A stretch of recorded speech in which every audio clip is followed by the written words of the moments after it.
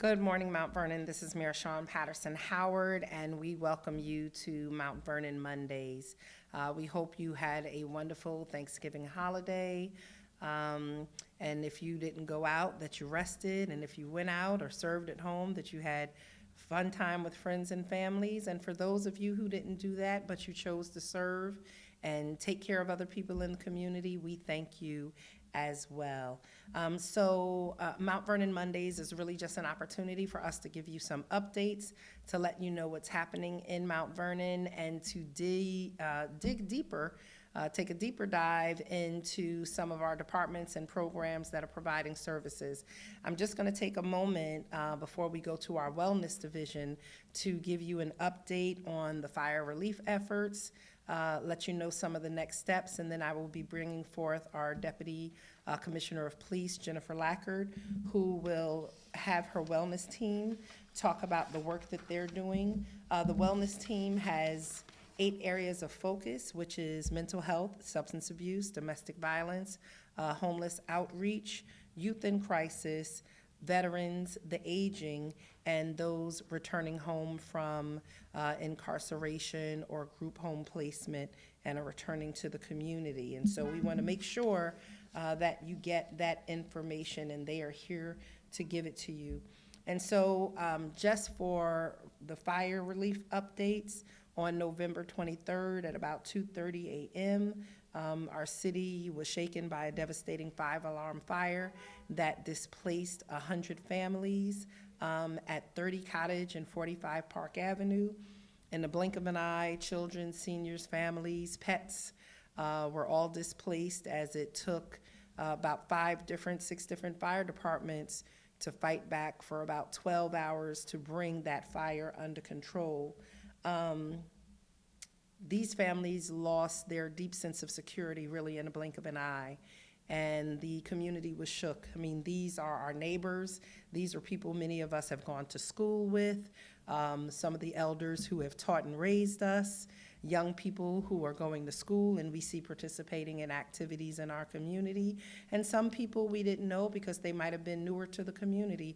But regardless of whether we've known them for 50 years or for 50 hours, our heart and our souls went out to this tragedy. But Mount Vernon always continued to rise with love, as we always do. We know how to come together and rally and support our community like no other, and not just Mount Vernon, but our surrounding communities, counties, and states also came to support, and for that we thank you. So we just want to give you an idea of how many were affected. 102 families affected. Yes, it's 100 units, but in those 100 units, sometimes you might have 2 or 3 generations, and they're in one unit, but they are multiple kind of like households. So 102 families were affected. That included 229 residents. Under the age of 18 were 43 children, 164 adults, 22 seniors, and yes, 27 pets. 27 pets. We have been working with the Red Cross up until this time to provide crisis shelter to those who were displaced. And at the height of the crisis, we had about 40 families or 92 people staying in the shelter from night to night. As of last night, our census is down to about 32 families. And I reach out today with a heartfelt request that you continue to stay involved. Thank you for your immediate response, from the churches to the not-for-profits to the civic organizations to the businesses to people who were just unaffiliated and were, regular folks who came out to support and provide assistance, to those who folded clothes, to those who donated clothes, to those who cooked, delivered, or sponsored or served food, to those who've donated gift cards, to those who have made donations in checks or over on Zelle, to help us raise money to help our families get placed again and to become rehoused. We've been able to distribute probably, I would have to get the number, probably about $15,000 in gift cards, which provided immediate relief to some of the families. We went from last Sunday night to seeing no clothes and just the clothes on their back, to last night as I walked out of the shelter, we saw cots surrounded by bags of clothes and donations. That has allowed people to go back to school, go back to work, and just regain a certain level of dignity. They've been shopping in Target. They've been shopping in the stores.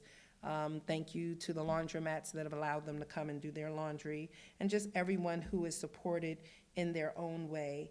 And so as we are working tirelessly to help families get rehoused, and some of them are signing leases today, and others are continuing to look for apartments that fit their need, not just the size for their family, but only meet their budgets.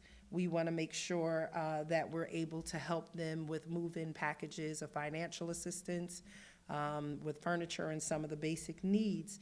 And so we're asking for you to contribute, as you have been, and please know that 100% of every dollar donated goes directly to assistance. We're not taking any administrative fees. None of the money is being diverted. We have a 501c3 that is operated through our recreation department for over 12 years, which, files their reports, and you could look them up. It is Friends of Mount Vernon Arts, Recreation, and Youth Programs, and you can make checks payable to Friends of MVARYP. That's Friends of MVARYP. That's Friends of Mount Vernon Arts, Recreation, and Youth Programs. If you want to give digitally, you can do that also through Zelle, and that email address to give digitally by Zelle is accounting at Friends of Mount Vernon, spelled out MOUNTVERNON.org. ACH payments are also available if there are corporations who don't want to give a check, or if you are long distance and you want to make sure the money gets here right away. Please reach out to Ms. Naomi Halevi in the Recreation Department at 914-665-2420. That's Naomi Halevi at 914-665-2420. We are still taking gift cards in denominations of $25, $50, and $100, as it's easier to distribute that way.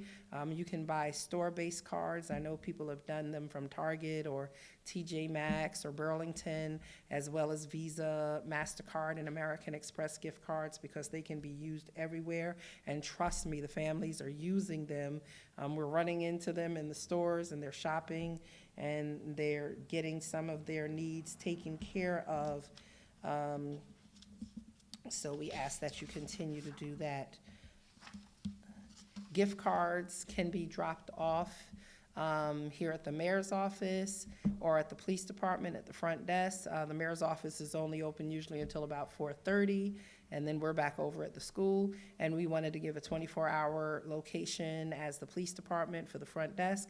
And people have said, well, why can't we just drop them off at the Dole Center? Why can't we just drop them off at the school? Because A, it's money, right? Gift cards are money, and we want to make sure that if you are donating, that we are making an accounting of your money, your donation, that we are tracking it, that we are collecting it, and that we are controlling how the gift cards are being given out. They are being distributed. The families are getting them. We're keeping line by line what each family is getting, to what store, or if it's Visa and MasterCard, because we want to be able to report out and let people know what has been done.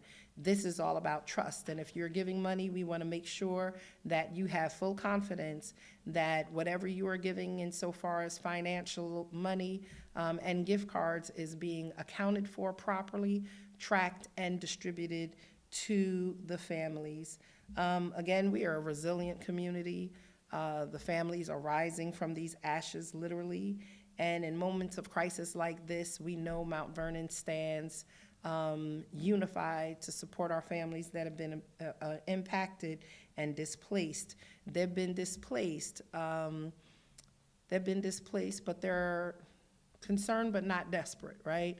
And so we are wrapping a lot of support around them quickly. Just want to thank at top levels Red Cross, the Red Cross.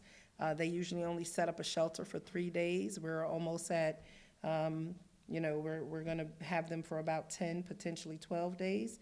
The Mount Vernon City School District giving us space to house the shelter. The County of Westchester that has sent DSS down to open up emergency and disaster cases so that we could secure first month's rent, security deposit, and broker's fee to help our families relocate. All of the departments throughout the city of Mount Vernon, clearly. Again, as I said, our faith-based organizations, our not-for-profits, our neighborhood associations, our civic organizations, and just regular people who have come in and stepped up and looked to support, and definitely our business community. Last thing that I want to say before I hand it over to Director Montez, who will give you information on Everbridge, which will allow the city to send you information on news, upcoming events, and absolutely bad weather, and I'll let him explain it. We do have on Thursday is the tree lighting here on City Hall Plaza, and I believe that's from 5 to 7 p.m. There's hot cocoa, there are carriage rides, but we also give out real Christmas trees as well as wreaths. So come out, enjoy that celebration. We'll do some Christmas caroling. And then today is World AIDS Day. And the theme for World AIDS Day is overcoming disruption and transforming the AIDS response. I think this is the first time since I've been working in the AIDS arena, since about 1985, that's 40 years, right? 40 years of working in HIV/AIDS for me, that our federal government is not recognizing World AIDS Day in any capacity. But despite that, all of us are still focusing on prevention efforts, early detection, and access to quality treatment so that we can bring HIV new infections to zero, so that those who are living with HIV can have good, strong treatment that is affordable, and that they can live long, healthy lives, and it can become almost a chronic illness, disease, just like diabetes and hypertension and other things that people are living with every day. We want to remove the judgment and the stigma. We're 40 years into this crisis, and we want to move forward and make sure that people are able to live with dignity. And with that, I'm going to hand it over to Director Montez. I want to thank Director Montez and his team, the CERT team, and working with the auxiliary police, because they have been 24 hours a day for the last 7 days over at the shelter providing much needed support. And Mr. Montez, Director Montez, is going to tell you about Everbridge, and then without delay, we will have our Deputy Police Commissioner, Jennifer Lackard, and the wellness team give you more information about what they're doing here in the city of Mount Vernon. Well, first and foremost, I want to give a real thankful to Madam Mayor for her astonishing leadership in this crisis that we've been dealing with for the past 8 days, 9 days, going on 9 days now. It's been a tremendous response from the police department to our fire department. I mean, all across the entire state, our regional partners and everyone that has been part of this response. And to allude to what the mayor was saying in regards to our partnership with Everbridge, Everbridge is our platform for our emergency alerts. There you will receive official alerts about emergencies, road closures, crime advisories, and community updates straight to your mobile device. We'll be launching this within the next couple days or weeks. We'll be working closely with our communications department here in the city of Mount Vernon to start that public service announcement in the coming days. And we look forward to having this launch very shortly. So please make sure you do sign up. If there's any issues that you have or anything that you encounter in relations to downloading the app, which is Everbridge Public Safety, we'll be having this shared again in the coming days. And you can either call my office at 914-665-2391, or you can email us at oem@mountvernon.ny.gov, and we'll be able to assist in that process. Thank you. Thank you, ma'am. I know you have to run, Yes. so I'm not going to hold you. Thank you. Thank you, Mike. And now we're going to bring up our Deputy Commissioner, Jennifer Lackard. Thank you. Good morning, Mount Vernon. Thank you for joining us this Monday. I've assembled my team here today to talk about the community wellness services that we provide at the Mount Vernon Police Department. As many of you may be aware, about 3 years ago, I started what's called the Wellness Division, but it has morphed into a variety of different spaces of services that we provide for people who are in crisis. To the mayor's point, she mentioned the different populations that we respond to, but what we have are sworn police officers who are highly trained with the variety of populations that we respond to people in crisis, and that comes attached to a 911 call for service when someone is in crisis and they call our 665-2500 phone number and ask for support. Individuals have the option to ask for wellness at that time. And if it is not a crisis, they actually have the option to ask to be transferred to wellness if they are in operation. And so that's a service that many people in the community are unaware of. They do not know how to access it. And we wanted to use today as a way to share what we do, how we do it. And I've done that by assembling my team.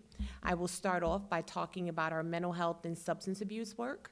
I've asked our officer Sheila Miller, as well as our mobile crisis response team member Rafael Santos, to talk about the work that they're doing. I'll let them take over the mic in a second and talk about their work and what that looks like here in the city of Mount Vernon.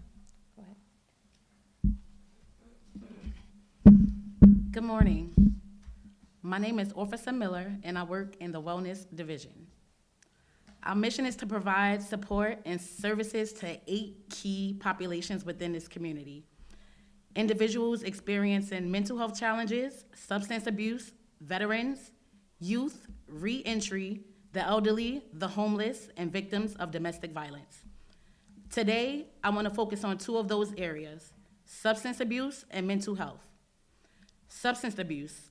It refers to a harmful pattern of using drugs, whether legal or illegal, alcohol or prescription medications, in ways that lead to negative consequences such as health issues, relationship problems, loss of employment, academic difficulties, or other serious impairments. As a wellness officer, this is something that I see on a daily basis in the community. Many individuals tell me they once functioned just like anyone else, but after experiencing trauma or emotional pain, they turn to substances as a way to cope. Over time, that coping mechanism became an addiction. In these situations, we do our best to guide individuals towards treatment programs. One example is Archway, a substance abuse and behavioral health treatment program operated by St. John's Riverside Hospital. Archway offers support and treatment for individuals dealing with addiction as well as co-occurring mental health conditions. Although we cannot force anyone to enter treatment, we strongly encourage them to consider it. My second topic is mental health. Mental illness, also called a mental health condition or mental health disorder, is a health condition that affects a person's thinking, emotions, mood, or behavior. These conditions often cause significant distress and can interfere with daily functioning, including relationships, work, school, self-care, and social activities. Mental illness is another issue I see daily in the community. Many individuals we encounter don't even realize they're suffering from a mental condition, which makes it more difficult for us to connect them with the help that they truly need. We often respond to individuals in crisis, including those experiencing suicidal or homicidal ideations. In many cases, we are able to encourage them to voluntarily go to the hospital for a psychological evaluation. When someone refuses, and as long as they are not in imminent danger to themselves or others, we call on our co-located partner, MCRT, the Mobile Crisis Response Team. They are available in real time to further assist us and help stabilize the situation.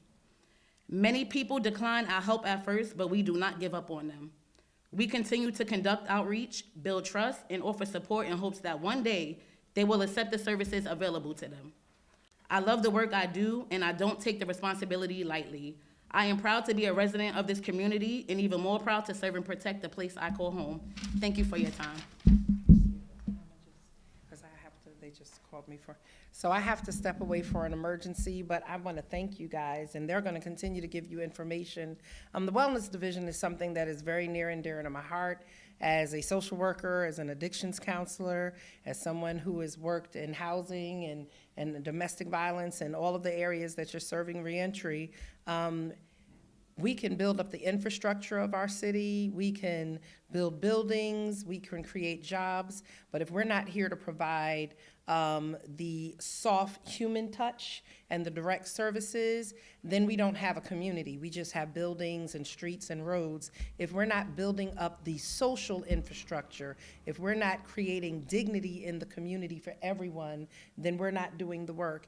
And so I want to say this because there are people saying, why are you providing services to addicts instead of arresting them? Or people who are mentally ill and who are scaring us on the street, or the people who are homeless, which are inconvenient to us. Just lock them up.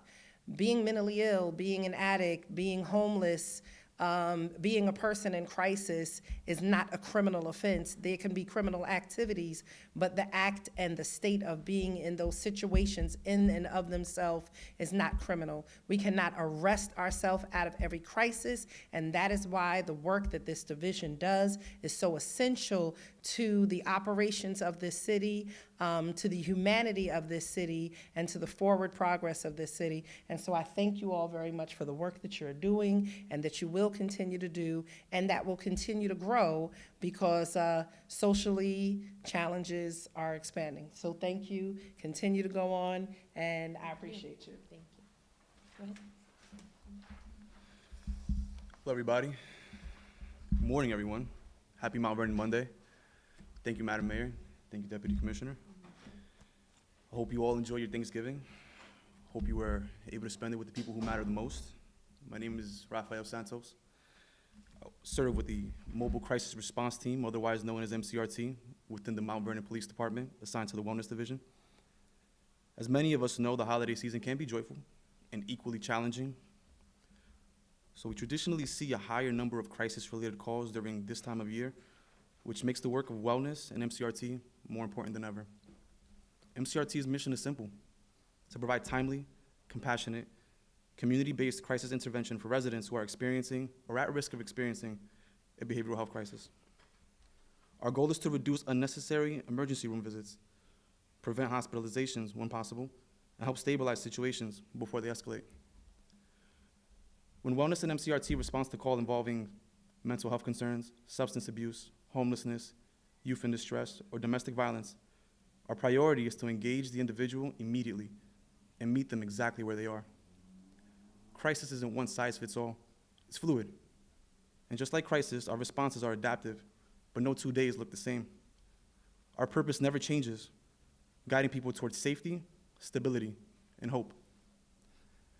Our team provides crisis intervention and stabilization, safety planning, connections to treatment, including mental health services, ambulatory and detox and medical detox, housing and case management referrals, and community follow-up to reduce future crises. What makes our collaboration within the Wellness Precinct so effective is that we function as one unit. Together, we create diversion pathways, reduce arrests, reducing ER utilization, and ensuring that our vulnerable populations receive the right help at the right time.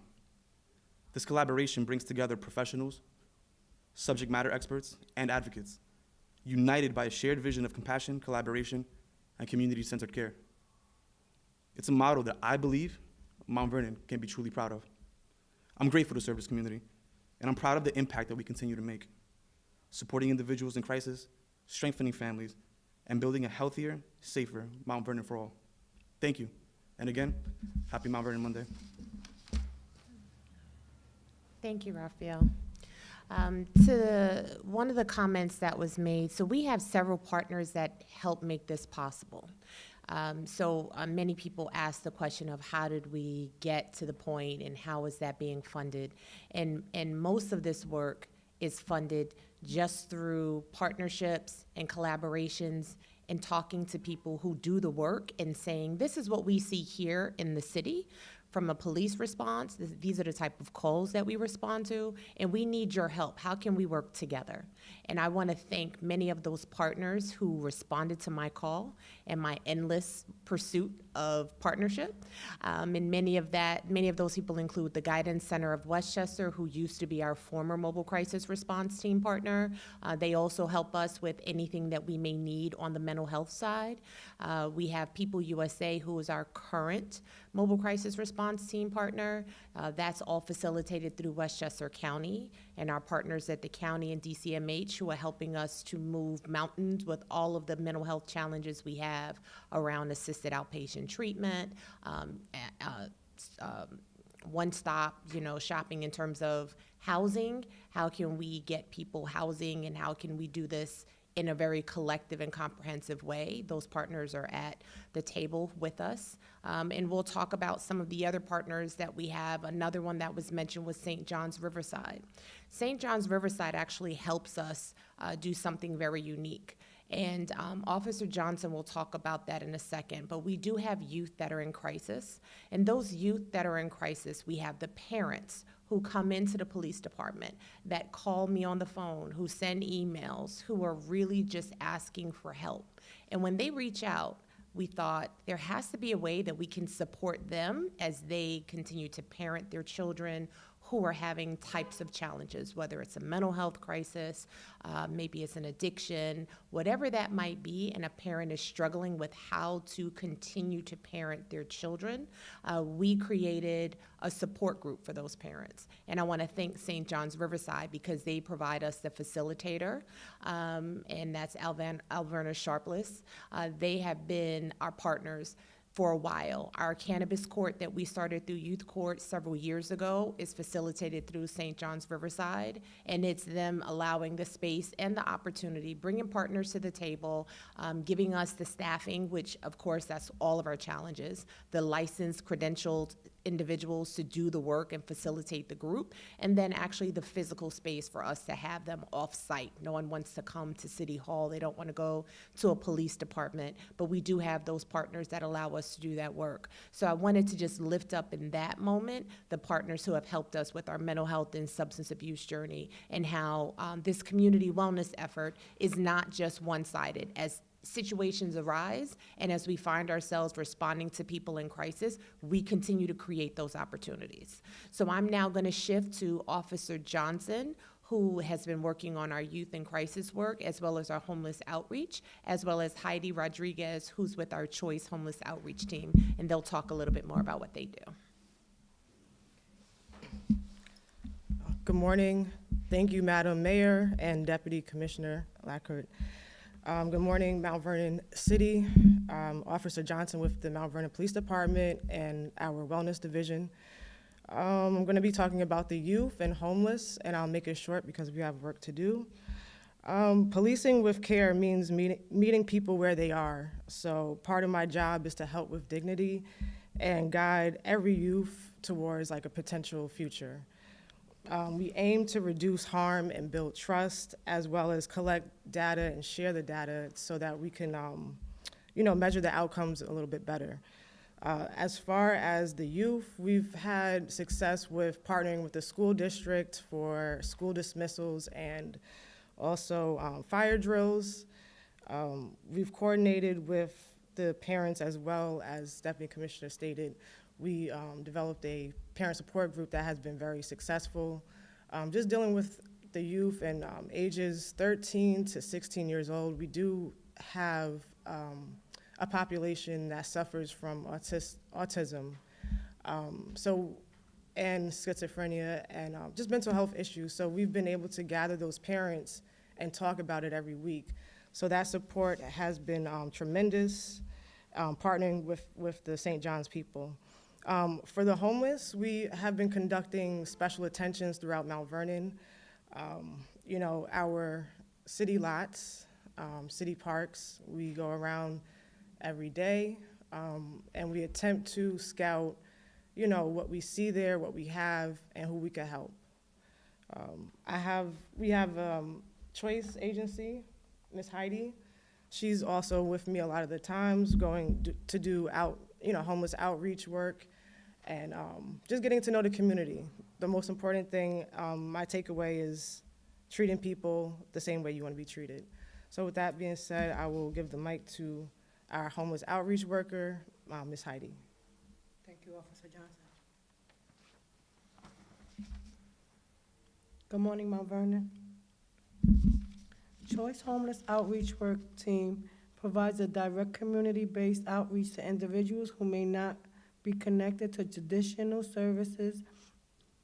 Our goal is to meet people where they are, whether that's on the street, in the shelter, or throughout the community, or at moments of crisis, and help them build stability through consistent person-centered support. As a partner within the Wellness Precinct, Choice is honored to work alongside our co-located team and create seamless pathways for individuals who need housing, support, care coordination, behavioral health services, and crisis assistance. Together, we aim to close system gaps and expand access and help people stabilize the community with dignity and choice. Just a few of the areas where our homeless outreach partnership benefit Mount Vernon community includes assistance with DSS emergency housing placement, support navigating the Department of Social Service process, completing applications, gathering required documents, and coordinating transportation when needed, housing search and placement support, guidance and identifying safe and appropriate housing options, completing housing applications, and preparing interviews or viewings.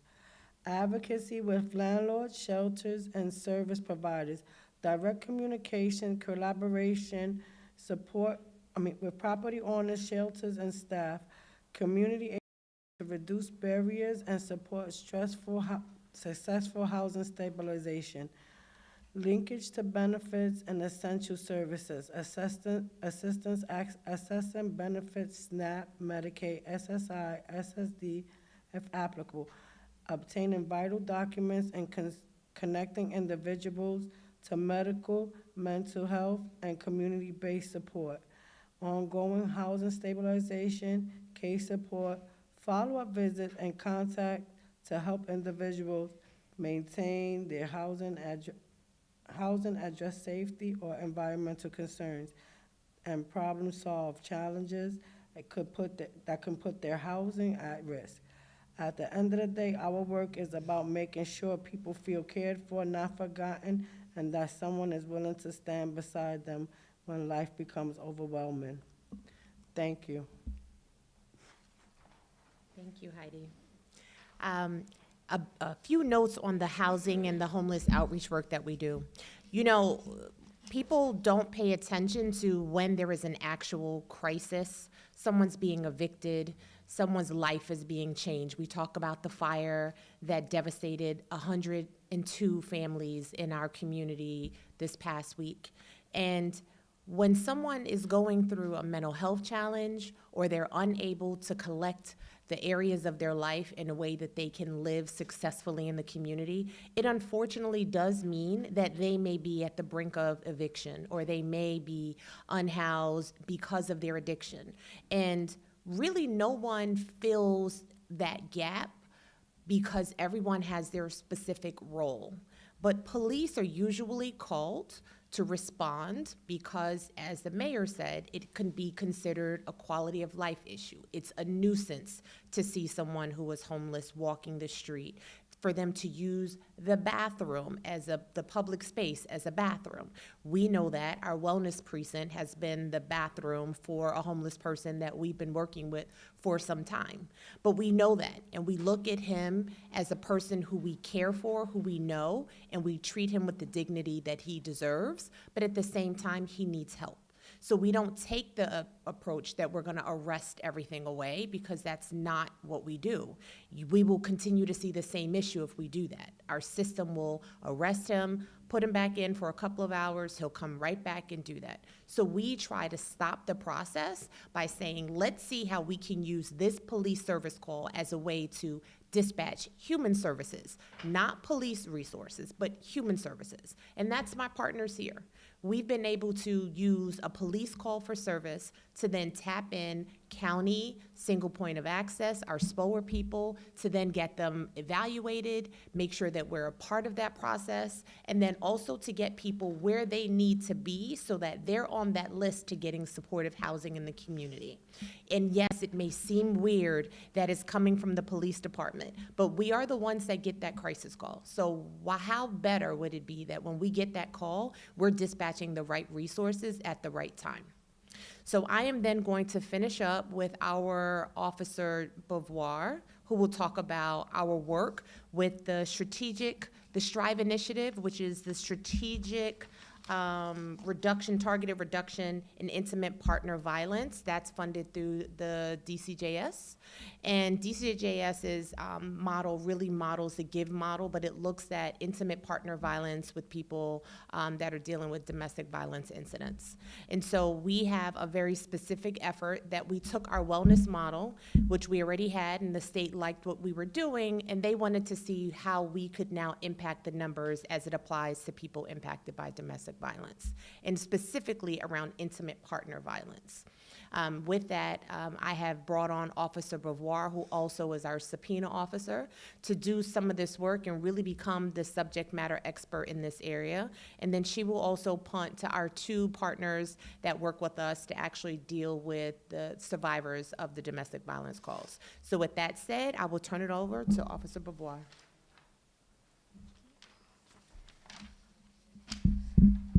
Good morning, everyone. My name is Officer Beauvoir, and I serve as a Domestic Violence Intelligence Officer. Our mission is simple but powerful: to support, teach, respond, intervene, validate, and empower individuals who are facing some of the most difficult moments of their lives.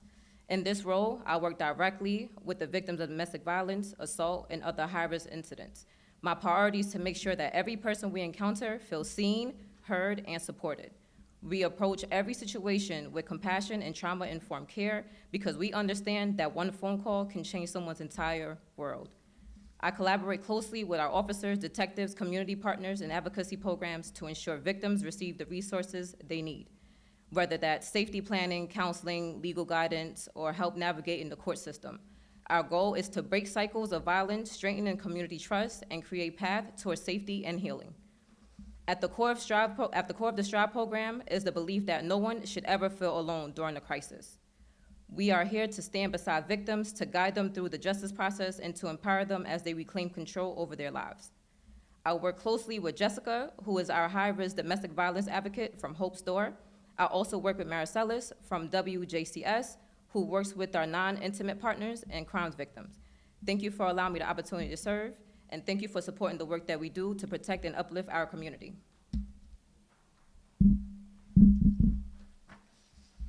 Good morning, everyone. My name is Jessica Aquino, and I'm a domestic violence advocate with Hope's Door. Hope's Door is a domestic violence agency whose mission is to empower survivors to achieve safety, independence, and long-term healing. All of our services are free, confidential, and designed to meet survivors exactly where they are. At Hope's Door, we provide a full range of support for individuals experiencing abuse. This includes our 24/7 crisis hotline, personalized safety planning, emergency shelter, and counseling for adults, teens, and children. We also offer legal advocacy, helping survivors navigate orders of protection and the court process. Beyond direct services, we focus on community education and prevention to break the cycle of violence.